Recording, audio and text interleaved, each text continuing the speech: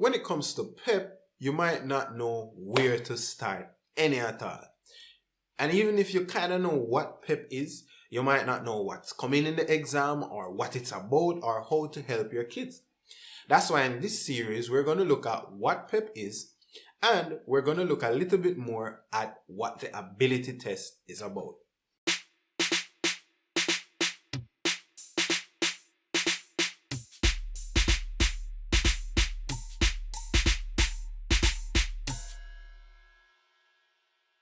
Now, PEP stands for Primary Exit Profile, and some people think it's like an update to GSAT. It kinda is, but it's a little bit more because it tests students' thinking skills some more.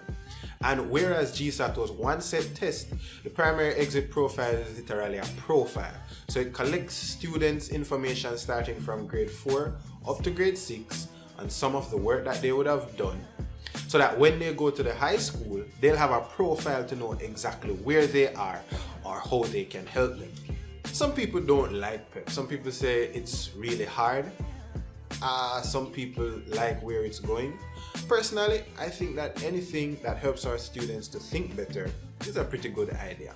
Now, it has 3 parts basically: the ability test, the performance task, and the curriculum-based test. We're going to talk mainly about the ability test now, but if you want to learn more about the performance task and the curriculum-based task, you can let us know in the comments, and then I'll see how I can help. Now, the ability test is one part of the exam. It's worth 30%, and basically what it does is test students' analytical and reasoning skills. I like to think about it as testing their thinking ability.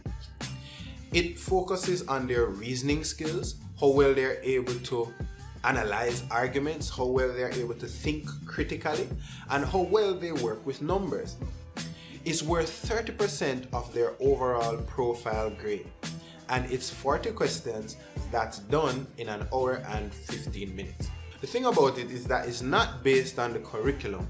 So to kind of break down what that means, it's not that they're going to get things that they wouldn't have done before. But let's say that in class, in grade 6, they'd learn about fractions. And a question they'd probably get in class is something like, what is a half of 20? You won't see those type of questions on the ability test, because the ability test questions are based more on things that make them think, questions that make them reason. So that's what you're really going to work on with your kids. You know what? It's probably best that I show you. So I have a few sample questions here that we can look at together.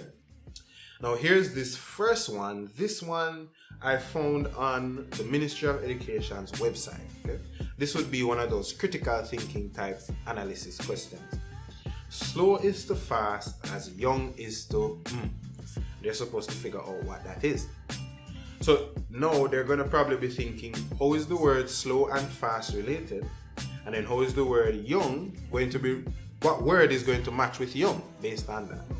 Students are supposed to select the number that comes next in the sequence below. So here you have some numbers, and it's not necessarily based on what they would have done in class or the curriculum, but they're going to look for some pattern between the numbers to continue the list. Here's another one. Let me see if I think I have another one right here. So the diagram below shows how much time per week Kenny spends studying for his PEP exams.